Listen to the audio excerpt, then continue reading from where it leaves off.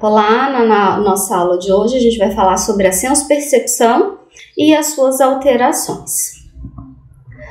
Os diferentes estímulos físicos, luz, som, calor, pressão ou químicos, substâncias com sabor ou odor, estímulos sobre as mucosas e a pele, agem sobre os órgãos dos sentidos, estimulando os diversos receptores e assim produzindo as sensações. Vamos pensar então, o nome é senso-percepção. Então eu tenho primeiro o que são as sensações e depois o que são as percepções. As sensações então envolvem os estímulos físicos e químicos que chegam aos órgãos dos sentidos. Então, quando eu for pensar nessa aula sobre sensopercepção, a primeira coisa que eu tenho que pensar são nos órgãos dos sentidos: audição, tato, paladar, olfato e visão, tá? Então, eu vou pensar nos 5 órgãos dos sentidos, o estímulo interno, externo, chegando ao órgão do sentido. Isso é a sensação. Então, sensação versus percepção. A sensação é o fenômeno gerado por estímulos físicos, químicos ou biológicos variados, originados fora ou dentro do organismo, que produzem alterações nos órgãos receptores, estimulando-os. É um fenômeno passivo. Então, a sensação vai ser essa primeira parte mais sensorial. A percepção é a tomada de consciência pelo indivíduo do estímulo sensorial. Então, por exemplo, a primeira vez que eu vou no mar, abro a boca, entra água. É salgada. Então, quando eu falo é salgada, é percepção. Quando a água entra em contato com a minha língua, com as papilas gustativas, é sensação. Quando vai para o meu cérebro e eu nomeio, é salgada. Aí é percepção. Transformação de estímulos puramente sensoriais em fenômenos perceptivos conscientes. É um fenômeno ativo. O sistema nervoso e a mente do sujeito constroem um percepto por meio da síntese dos estímulos sensoriais confrontados com as vivências passadas registradas na memória e com o contexto sociocultural em que vive o indivíduo e que atribui um significado às experiências. Tal percepto, ou seja, a percepção final, é dessa forma apreendido pelo sujeito consciente. Ou seja, eu tô falando de percepção, mas quando eu falo de percepção, eu tenho que falar de consciência, né? Porque se eu tiver, por exemplo, num quadro de coma, o quanto eu sou capaz de sentir e perceber os estímulos do ambiente. A gente viu lá, por exemplo, quando falou de consciência, das experiências de quase morte. Ou num quadro de coma, quando o paciente consegue dizer: aconteceu isso, eu percebi, eu me lembro de X diálogo na sala de cirurgia. Então, eu tenho um estado alterado de consciência, mas eu tenho uma percepção e uma recordação. Então, claro que eu tenho que saber que, alterado o nível de consciência, o que eu vou armazenar e recordar daquilo que foi percebido pode variar. Além disso, a percepção ela depende de experiências passadas. Por exemplo, vamos imaginar que, deixa eu pensar, um data show, um retroprojetor, né? Ou minto, gerações atuais. Quem atualmente já viu um ferro de passar antigo? aquele pesado que você colocava brasa dentro. Particularmente, eu já vi em museu, né? Eu não tenho uma vivência, uma memória familiar de ter um ferro daqueles na minha família. Pelo formato, ao ver algo daquilo, eu até poderia imaginar, parece um ferro de passar roupa, tem o mesmo formato de um ferro de passar roupa. Então veja, eu tenho a sensação, os meus olhos captam o elemento externo e eu tenho a percepção de parece um ferro de passar roupa, ok? Antigamente, a gente tinha as enceradeiras. A minha mãe tinha uma, eu não sei se ela ainda existe, né? Na minha casa da infância, o piso era de sinteco, eu acho que era esse o nome. Então a minha mãe passava a vassoura, passava o pano, passava a cera e passava a enceradeira. Se uma criança de hoje ver a enceradeira, se ela ainda existe, qual será a percepção dela? O que é isso? Para que serve isso? Entende? Então a gente consegue pegar as coisas de antigamente, que não são naturais das pessoas atualmente, e conseguimos então ter uma clareza do quanto é discrepante ou não, ou do quão necessário a memória é para o processo de percepção. Então, por isso que a gente fala sensopercepção, porque no final das contas, para perceber eu preciso sentir. Se eu tenho algum tipo de prejuízo nos órgãos dos sentidos, a minha sensação vai ficar prejudicada, naturalmente a minha percepção também. Bom, quais são as qualidades da imagem sensoperceptiva? Quando eu vejo, né? A imagem é nítida, os contornos são precisos, ou seja, se eu não tenho nenhuma deficiência visual, o que quer que seja que eu esteja vendo é claro. Corporeidade, a imagem é viva, corpórea, tem luz, brilho, cores vivas. Estabilidade, a imagem é percebida é estável. Enquanto estiver presente o objeto estimulador, a imagem não muda de um momento para o outro. Extrojeção, a imagem provinda do espaço exterior também é percebida nesse espaço. Influenciabilidade voluntária, o indivíduo não consegue alterar voluntariamente a imagem percebida. Então, por exemplo, vamos imaginar esse corretivo, não estou fazendo propaganda, tá, gente? É o que está mais disponível aqui. Vamos imaginar esse corretivo. Eu aproximo ele de você. Você vai conseguir ver que tem uma tampa verde, que tem umas partes em branco, que tem algumas escritas. Talvez você não consiga enxergar o que está escrito, mas você vê com nitidez, a imagem é vívida, colorida, a imagem é estável. Então, enquanto eu apresento isso para você, você é capaz de ver, né? Você vê essa imagem num contexto da imagem total que tem aqui, vem de fora, você sabe que não é algo que a tua mente está produzindo, mesmo que você queira muito fazer de conta que isso não está aqui, você não consegue. Enquanto você estiver de olhos abertos, enquanto eu estiver mostrando isso na imagem, você vai ver isso aqui, né?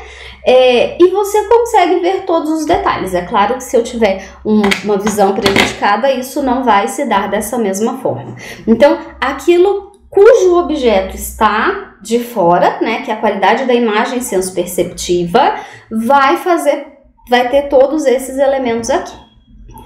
Agora, a representação. Se eu te pedir assim, feche os seus olhos e traga à sua mente a imagem daquele objeto que eu acabei de demonstrar. Você vai ser capaz de trazer essa imagem mental. Claro que de olhos fechados é mais fácil, porque eu tenho menos estímulos concorrentes, mas de olhos abertos eu também consigo fazer. Isso é a representação. O objeto ele não está mais ali, mas eu consigo trazer uma representação na minha mente daquele objeto. Então, a representação, ela já não tem tanta nitidez quanto o objeto real. Os contornos, geralmente, são borrados. pouca corporeidade, a representação não tem a vida de uma imagem real. Instabilidade, a representação aparece e desaparece facilmente do campo de consciência. Introjeção, a representação é percebida no espaço interno. Eu sei que se eu abrir os olhos, ela não vai estar ali. Eu sei que é uma produção da minha mente. Incompletude. A representação demonstra um desenho determinado, apresentando-se geralmente incompleta e apenas com alguns detalhes. Então, a representação nunca vai ser tão completa, tão nítida, tão vívida quanto o objeto real. Bom, alterações quantitativas da senso-percepção. Agora que eu vi que o O ficou sozinho, mas tudo bem, eu vou superar isso. Hiperestesia. Né? Então, olha lá, alterações quantitativas. Vamos lembrar que quanti vai ser para mais ou para menos. Então, quando eu falar de uma alteração quantitativa da senso-percepção, eu estou querendo dizer que eu vou sentir, eu vou perceber muito ou pouco em cada órgão do sentido. A hiperestesia, no sentido psicopatológico, é a condição na qual as percepções encontram-se anormalmente aumentadas em sua intensidade ou duração. Hiper, mais. Hipo, menos. Os sons são ouvidos de forma muito amplificada. Um ruído parece um estrondo. As imagens visuais e as cores tornam-se mais vívidas e intensas. Ocorre nas intoxicações por alucinógenos, como LSD. Eventualmente também após a ingestão de substâncias como cocaína, maconha, armina e armalina. Estas duas últimas contidas na ayahuasca, de uso no ritual das religiões de Santo Daime e União do Vegetal, em algumas formas de epilepsia e na enxaqueca. Eu até procurei um vídeo no YouTube, né, tentando simular como seria a intoxicação por LSD, né? Nunca usei, não tenho vontade, mas também não sei como que é, né? Então eu só posso contar para vocês o que a literatura diz. Talvez alguém que esteja aqui assistindo e que quiser possa colocar nos comentários como é sentida essa intoxicação por LSD, ou seja, quais foram as sensações e percepções aumentadas, né? Posso falar da enxaqueca. Então, quando você está com enxaqueca, a iluminação parece que escuro, barulho, você não suporta barulho, parece assim que o mínimo barulho entra. Então você quer o silêncio mais pleno e absoluto. Algo que você toleraria normalmente, por exemplo, o meu tom de voz nessa aula, você toleraria normalmente. No quadro de enxaqueca você precisaria baixar o volume. A sorte é que com aulas gravadas a gente pode fazer isso. Na aula de verdade a gente não pode. Claro que a gente não iria assistir uma aula num quadro de enxaqueca, né? Nem recomendo. Mas enfim, então a gente consegue perceber que o estímulo normalmente tolerado, ele tem essa magnitude aumentada quando está no quadro de enxaqueca ou epilepsia. E as pessoas têm isso em quadros de intoxicação por alucinógenos. Embora raramente, também pode surgir no hipertireoidismo, na esquizofrenia aguda, em alguns casos de mania, alguns quadros de mania. Eu fiquei pensando o quanto também nos quadros de autismo, porque a gente sabe da hipersensibilidade que alguns indivíduos com autismo têm, por exemplo, em relação a brinquedos com luzes, com sons, a barulhos. Então, fiquei pensando o quanto também essa hiperestesia não estaria presente nos quadros de autismo devido à hipersensibilidade a esses sons, cores, movimentos, etc. A hipoestesia, no sentido psicopatológico, é observada em alguns pacientes com depressão grave, nos quais o mundo circundante é percebido como mais escuro. As cores tornam-se mais pálidas e sem brilho. Os alimentos não têm mais sabor. Os odores perdem a sua intensidade. Bom, a gente vê isso nos quadros de Covid, né? Um dos sintomas aí da Covid é a perda do paladar e do olfato. Então, seria ali a hipoestesia. Mas pensando na psicopatologia, não num quadro decorrente de uma doença, né? A gente perceberia isso na depressão. Então, para a pessoa com depressão, muitas vezes ela tem perda de apetite. Por quê? Porque o sabor dos alimentos, como gordura, como doce, aquilo que atrai o paladar, para eles já não é tão palatável assim, então acaba perdendo o interesse. Analgesia, perda das sensações dolorosas de áreas da pele e partes do corpo. Ocorre na conversão histérica e na sugestionabilidade, em quadros depressivos e psicóticos graves. Prefixo de negação, a algesia, né? Seria a questão da dor. Então a pessoa ela perde a capacidade de sentir dor. Então, por exemplo, nos quadros de sugestionabilidade, a gente já viu muito isso antigamente, hoje eu não sei se ainda se faz isso nesses programas de TV. Vem alguém que hipnotiza, dá uma sugestão de que a pessoa não vai ter sensibilidade à dor e, por exemplo, coloca um alfinete e a pessoa ali não sentiria nada, né? Em quadros depressivos também. Então, mais na questão de sintomas da antiga chamada histeria, né? Transtorno de personalidade histriônico, nos quadros de, por exemplo, o quadro da Ana O, relatado por Freud, enfim. Então a gente veria isso em alguns quadros específicos.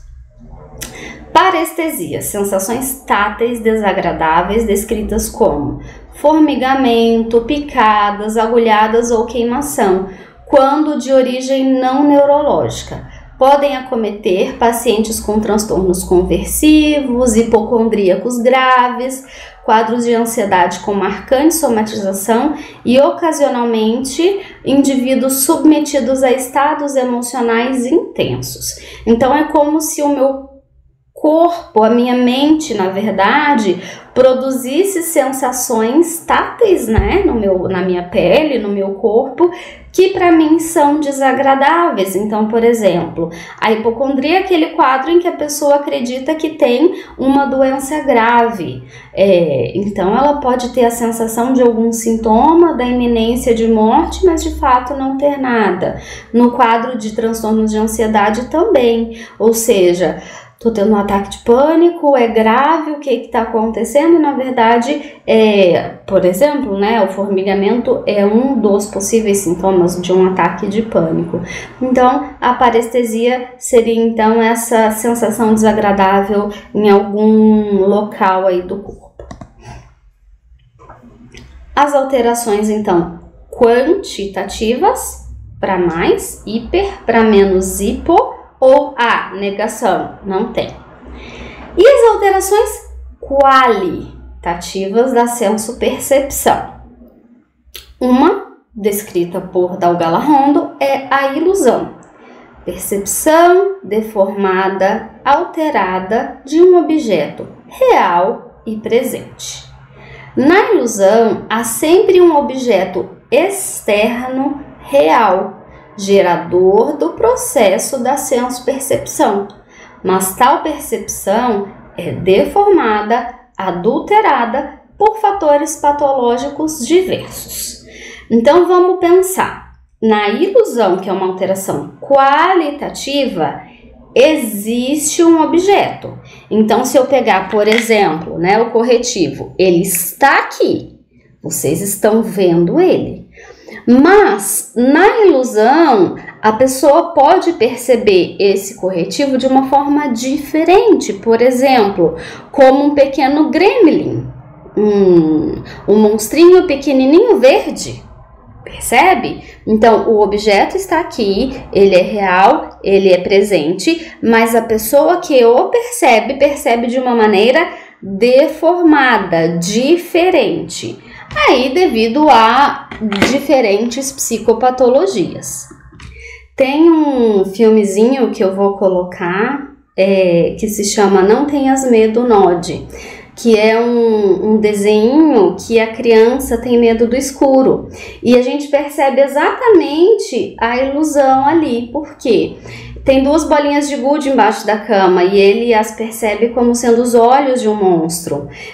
A sombra que a árvore que tem lá fora faz com a luz faz ele imaginar que são as garras do monstro. E aí ele fica com muito medo e não dorme à noite. Aí ele vai pedir ajuda para os amigos dele e os amigos dele dizem, não, mas olha só. Aí ele vai lá e fala, são duas bolinhas de gude. Não, mas olha, é a sombra da árvore. Então os amigos vão explicando para ele o que são aquilo.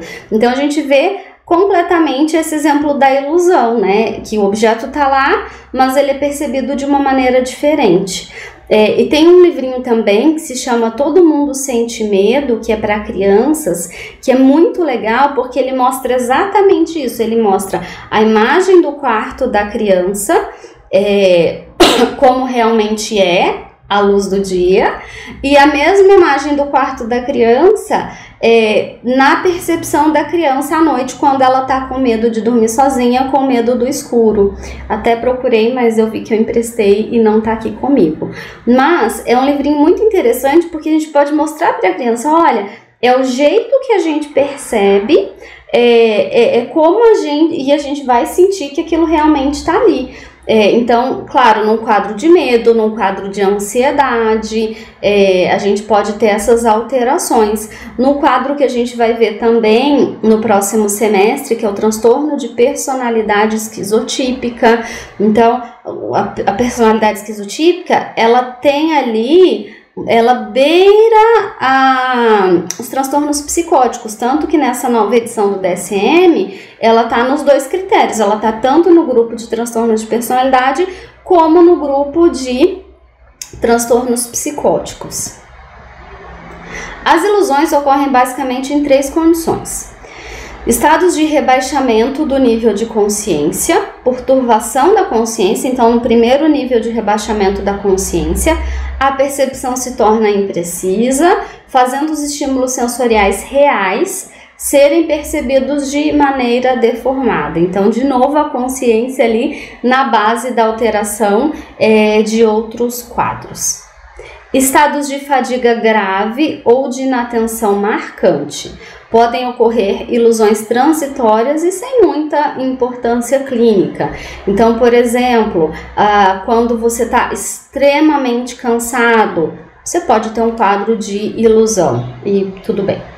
Alguns estados afetivos, por sua acentuada intensidade. O afeto pode deformar o processo da senso-percepção, gerando as chamadas ilusões catatímicas. Então, por exemplo, no caso do medo acentuado que eu expliquei, né? Então, receberia aí a ilusão catatímica, receberia esse nome. As ilusões mais comuns são as ilusões visuais, nas quais o paciente geralmente vê pessoas, monstros, animais, entre outras coisas, a partir de estímulos visuais como móveis, roupas, objetos ou figuras penduradas nas paredes.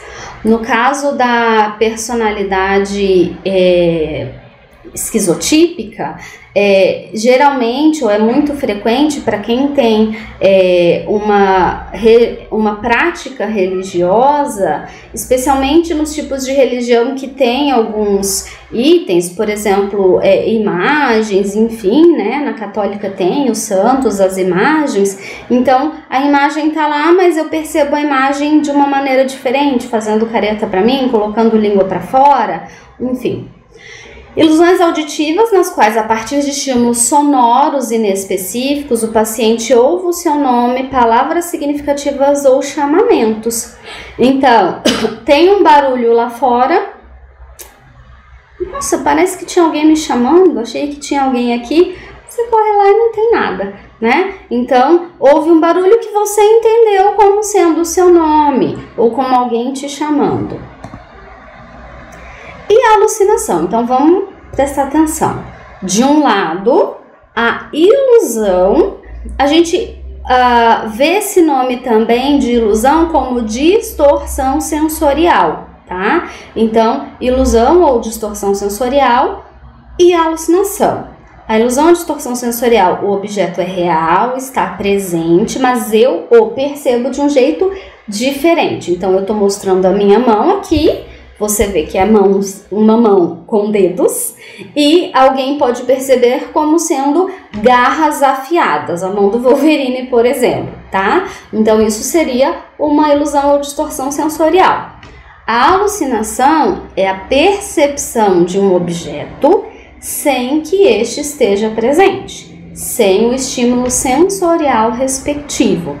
Isso é muito importante. Conceitos em psicopatologia são fundamentais, precisa aprender, né? Então, na alucinação, não tem o objeto, tá? Então, aqui.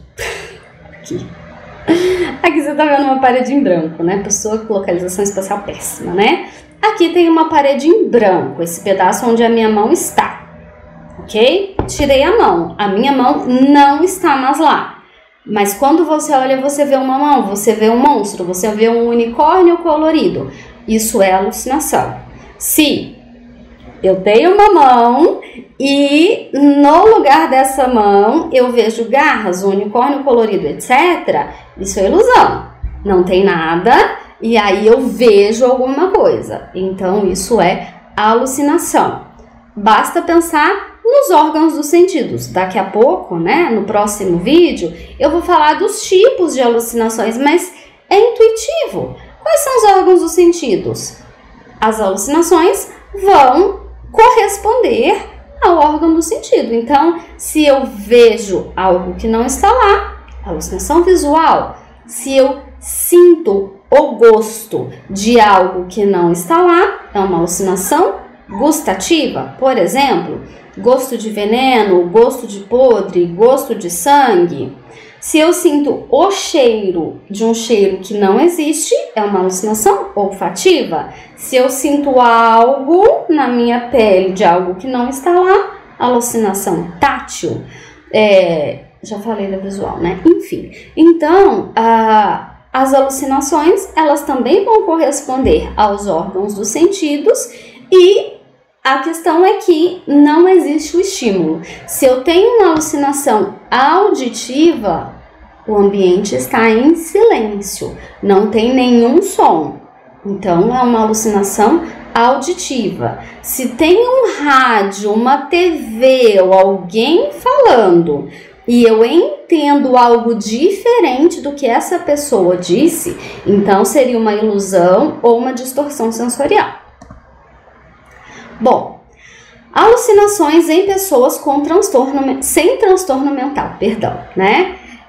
Alucinações de qualquer tipo, mas sobretudo visuais e auditivas, ocorrem na população sadia, com uma prevalência de 2 a 28%, uma mediana em torno de 10% e uma incidência anual de 4 a 5%.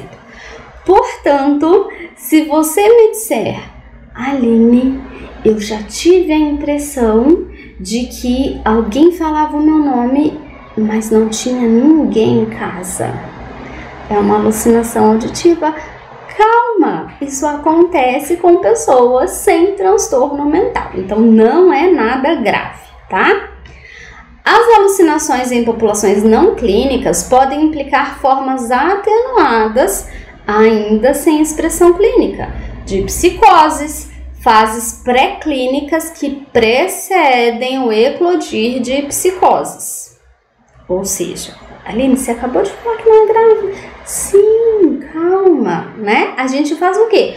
A gente acompanha, a gente espera para ver o que vai dar, né? Entretanto, podem ainda não estar num contínuo com a psicose clínica, mas associada à ansiedade e depressão, ou ainda não ter qualquer significado clínico, e sim significados culturais. Então, por exemplo, se eu tô na igreja, no templo, whatever, em qualquer lugar que eu estou expressando a minha fé, qualquer ela que seja, tá? Vou dar um exemplo, mas aí cada um aplica para a sua fé, ok? Vamos imaginar que eu estou lá na igreja, na religião católica, assistindo uma missa e claramente repente eu vejo, sei lá, a Virgem Maria do lado do padre, né? Ou eu tô rezando com tanta fé, pedindo a Deus um sinal em relação a algum problema que eu tô vivenciando na minha vida agora, e eu tenho a sensação que Deus está aqui do meu lado, ok?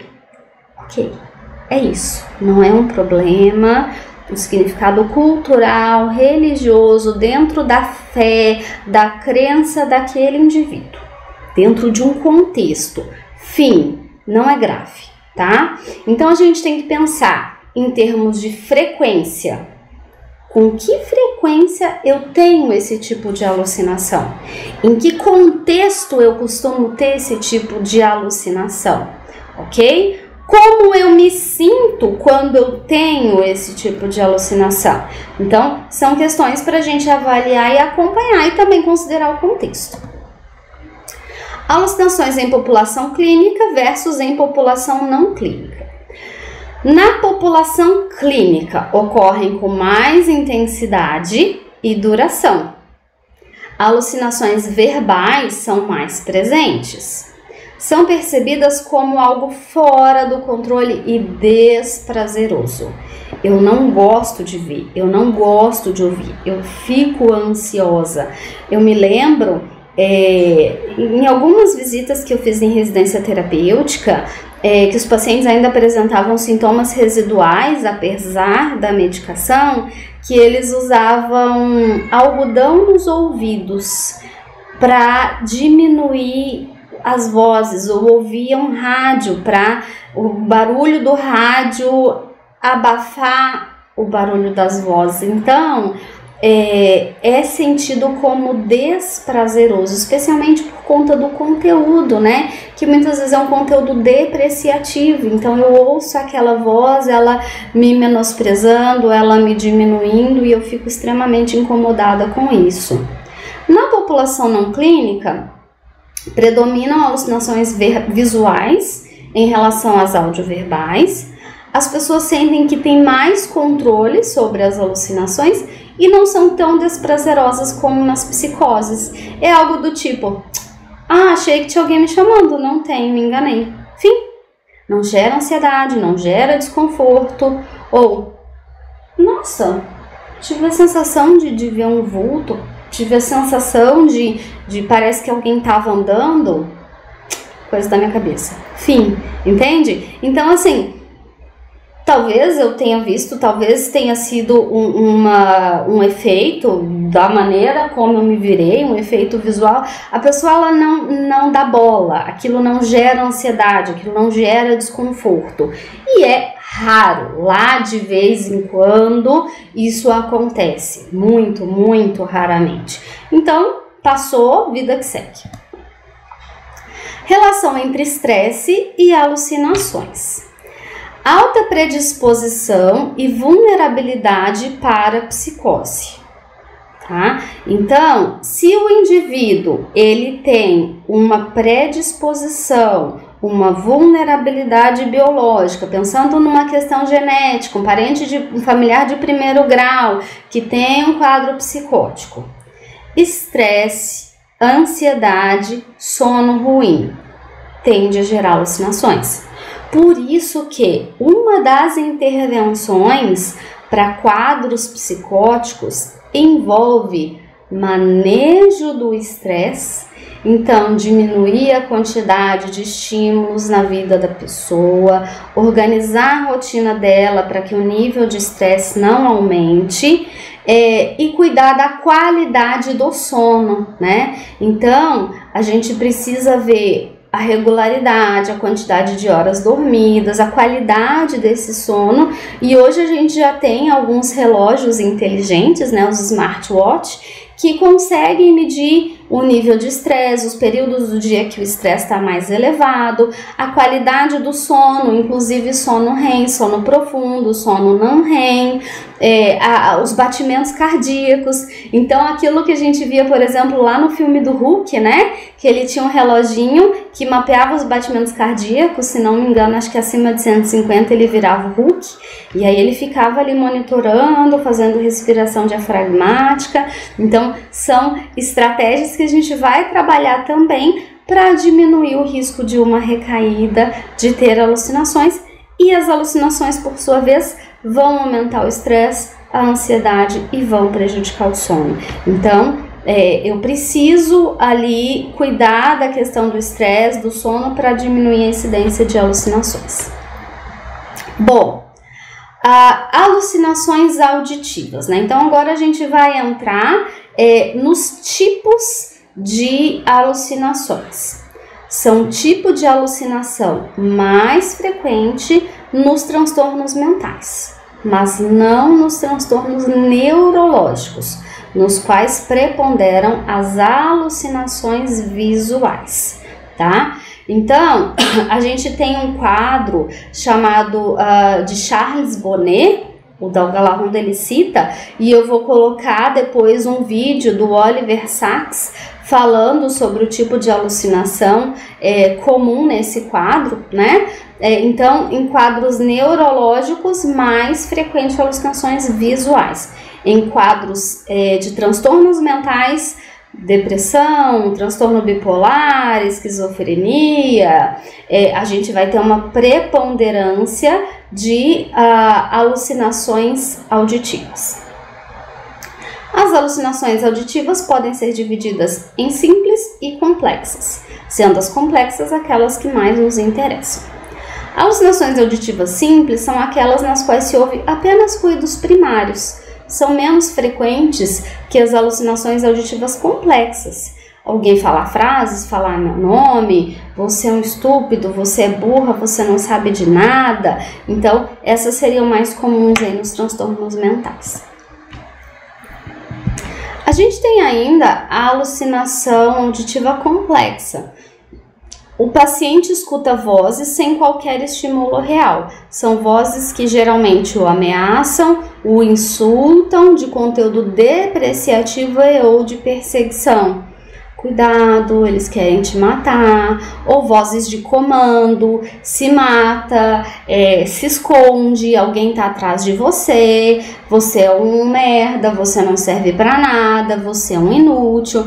Então, geralmente são vozes ou depreciativas ou com conteúdo de perseguição, vozes de comando também, mandando a pessoa fazer coisas, vozes que descrevem a ação. Agora você levantou seu braço direito, agora você virou a cabeça, agora você levantou, enfim, então também vozes que descrevem a ação. Alucinações schneiderianas, vozes que comentam ou comandam a ação, ali com um nome mais específico, né? Mas a gente segue como alucinações audioverbais. Embora não sejam patognomônicas, lembra que patognomônica seria específico, único, né? Aquilo que explica. Então, se esse sintoma está presente, significa que seja tal transtorno. Em psicopatologia, a gente praticamente não tem como ter um sintoma que é patognomônico, que é único, específico, exclusivo de determinado transtorno. O que a gente tem, o que acaba sendo uma crítica à categorização, aos transtornos mentais, é que um mesmo sintoma ele pode ser compartilhado em diferentes transtornos. Mas voltando, né? Embora as alucinações schneiderianas que comentam ou comandam a ação não sejam patognomônicas específicas da esquizofrenia, indicam gravidade do quadro e associação frequente, mais de 95% das vezes, de tais alucinações com delírios. Então, o que a gente pode dizer? Tem vozes que comentam a ação, tem vozes que comandam a ação, vozes dando ordens para o indivíduo. Existe uma grande chance de ser esquizofrenia. Essa seria a lógica. Sonorização do próprio pensamento. O paciente reconhece que está ouvindo os próprios pensamentos, escutando-os no exato momento em que os pensa. Então, é como se o meu pensamento fosse projetado externamente. E aí, eu me lembro de um caso, de um capítulo que eu escrevi junto com 2 psiquiatras, que eles relatavam o caso de uma pessoa que colocou toalha ao redor da cabeça como se os outros não pudessem ouvir os próprios pensamentos dele, porque ele estava com medo de alguém roubar as ideias dele, e colocava som alto, porque aí ninguém ouviria, os pensamentos dele se confundiriam com o som do ambiente. Sonorização de pensamentos como vivência alucinatória delirante. O indivíduo ouve pensamentos que foram introduzidos em sua mente por alguém estranho, sendo agora ouvidos por ele. Então esse pensamento não é meu. Eu não pensei isso não é algo que eu pensaria, isso não é típico de mim. Então ele tem a sensação de que alguém introduziu aqueles pensamentos dele e que agora ele poderia ouvir. Publicação do pensamento. O paciente tem a nítida sensação de que as pessoas ouvem o que ele pensa no exato momento em que ele está pensando, que seria esse exemplo que eu dei. O pensamento é ouvido externamente, ele ouve o próprio pensamento e outras pessoas podem acessá-lo. Então, no caso da sonorização do próprio pensamento, eu estaria sozinho e eu ouço externamente os meus pensamentos. Na publicação do pensamento, tem outras pessoas aqui que podem ouvir o meu pensamento que está em voz alta, digamos assim. Transtornos em que podem acontecer alucinações audioverbais. Mais frequente em transtornos do espectro da esquizofrenia, com o paciente tendo uma convicção marcante da realidade das vozes que ele ouve, né? Então, não adianta você falar assim, não tem ninguém, não tem barulho, a pessoa está ouvindo. Então, em termos até cerebrais, estudos de imagem, ressonância, né, verificaram que a área cerebral ativada é a mesma de como se tivesse um som. Então, quer dizer, para o cérebro dele, ele está ouvindo. Não adianta você dizer que não tem som nenhum ali. No episódio de mania, é muito comum vozes com conteúdo de grandeza ou místico religioso. Então, é uma pergunta que sempre cai na prova, né? A alucinação é um sintoma que ocorre especificamente na esquizofrenia. Falso, né? As alucinações, elas podem estar presentes em outros transtornos mentais. Claro que vai ser típico da esquizofrenia, mas talvez o paciente não necessariamente tenha, porque eu posso ter a presença de delírio associada, por exemplo, a sintomas negativos. Calma, isso a gente vai ver no próximo semestre. Mas o ponto é, alucinações e delírios não são específicos de quadros de transtornos psicóticos. Podem aparecer também, por exemplo, em transtornos do humor. Então, num episódio de mania, em que geralmente você tem uma euforia ou irritabilidade, se estiver de acordo com o quadro de mania, ou seja, humor congruente, vai ser uma alucinação relacionada à grandeza, a algo místico religioso, né? Você é o enviado para salvar o mundo. Nossa, olha a importância, né? Na depressão grave, vozes com conteúdo negativo, de ruína ou culpa. Você não serve para nada, você é um inútil, você é um peso na vida das pessoas, eu não sei porque você ainda está vivo. Então, humor congruentes, humor deprimido e as vozes que eu ouço trazem um conteúdo negativo. Então, é classificada como humor congruente. Na depressão, o tema é depressivo, na mania, o tema é grandioso, ou humor incongruente. Não tem a ver com o estado de humor do paciente.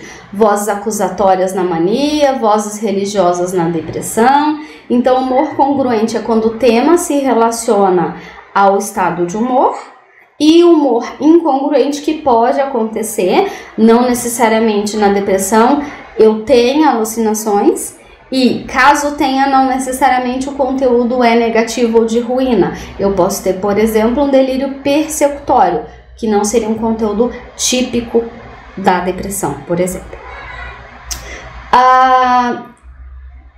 As alucinações audioverbais também podem aparecer no transtorno da personalidade borderline, que é também chamado limítrofe, né? Então, é um transtorno que ele tá ali no limiar entre a psicose, também tá com o pezinho lá e cá, podendo apresentar também alucinações audioverbais e, claro, nos quadros neurocognitivos, por exemplo, demência frontotemporal, doença de Parkinson, Alzheimer.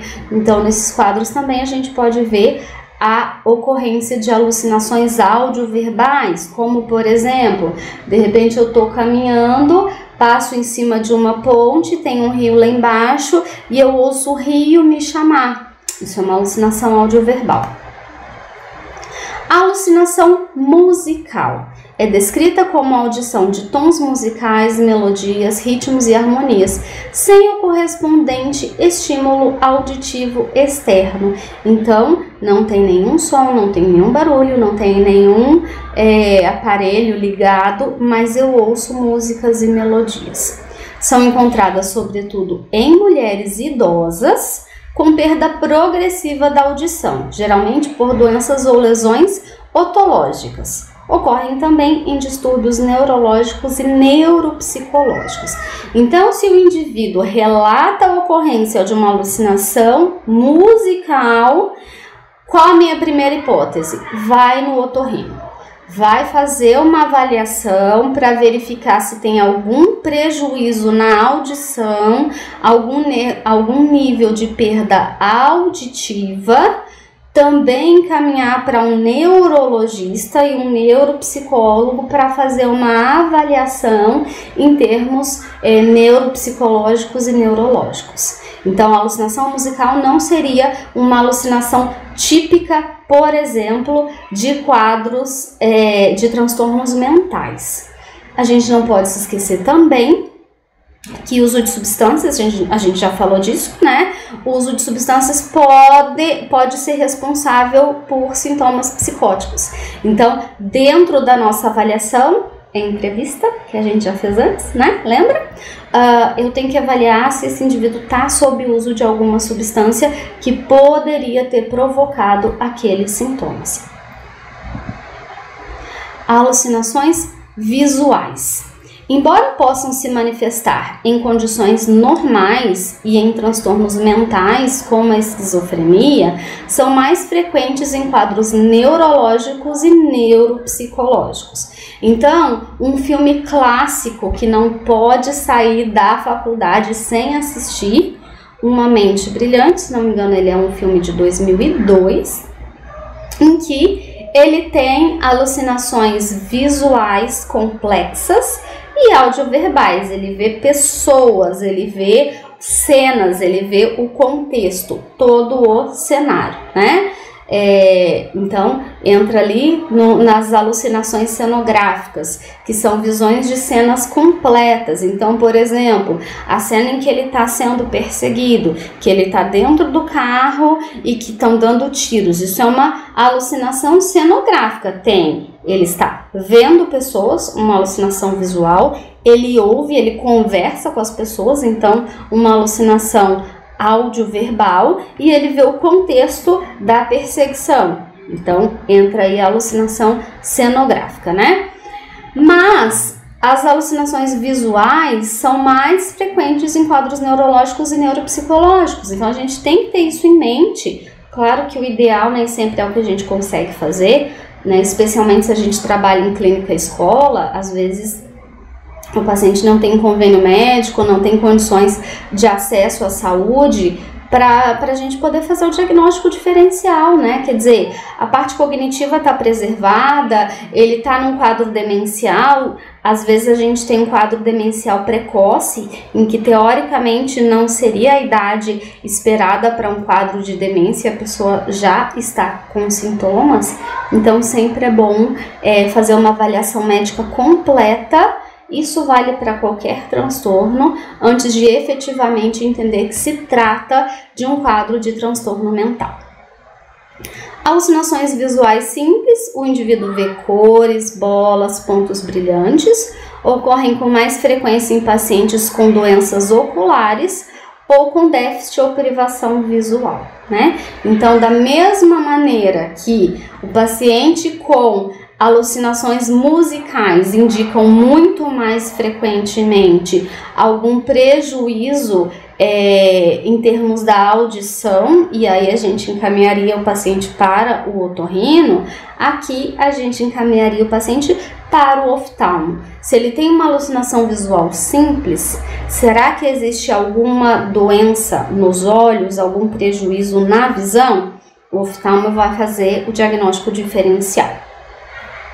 Alucinações visuais complexas, figuras e imagens de pessoas vivas ou mortas, familiares ou desconhecidas, partes do corpo, órgãos genitais, caveiras, olhos assustadores, cabeças disformes, ou de entidades, o demônio, um santo, um fantasma, de objetos inanimados, animais ou crianças, né? Então, dentro dessas alucinações visuais complexas, como eu falei do filme Uma Mente Brilhante, eu já contei, triste isso, né? Mas sim, o amigo dele da faculdade, a menininha que é sobrinha dele e o Parcher, que é aquele homem de preto. E toda a cena lá, mas tudo bem, né? Porque senão você tem que assistir o filme de novo para entender a partir de que ponto. Porque quando a gente assiste o filme a primeira vez, isso foi há muitos anos, eu estava na faculdade ainda quando eu assisti,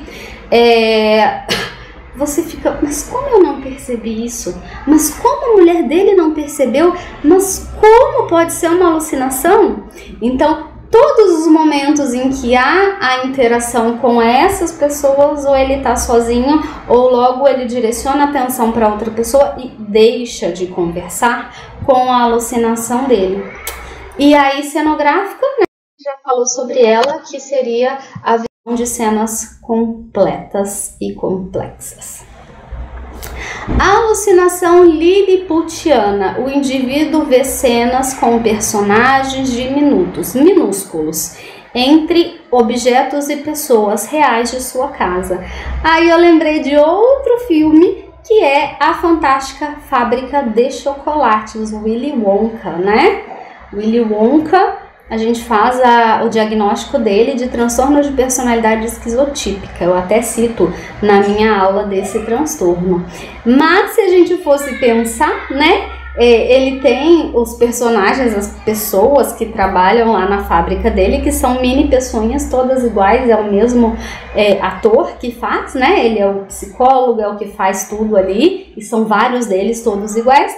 Dá para pensar que seria uma alucinação liliputiana. Ele tem a fábrica dele de chocolates e aqueles homenzinhos lá, pequenos, no meio do cenário da fábrica dele. Alucinações hipnagógicas são alucinações que nós podemos vir a ter em estado de adormecimento.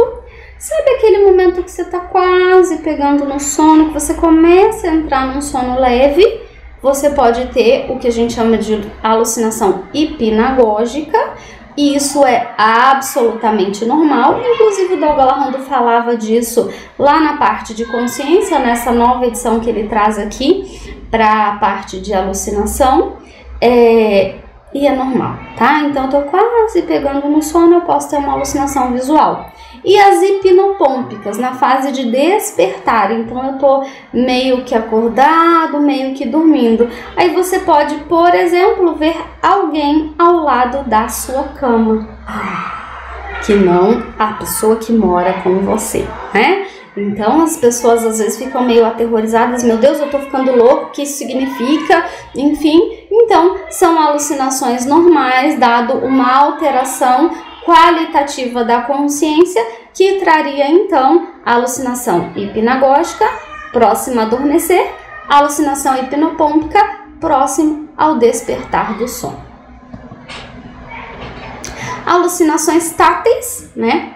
O paciente sente espetadas, choques ou insetos, ou pequenos animais correndo em sua pele. Delírio de infestação, chamado de síndrome de Ekbom. Alucinações táteis com pequenos animais ou insetos. São frequentes na esquizofrenia, no delirium tremens e nas psicoses tóxicas, sobretudo naquelas produzidas pelo uso da cocaína.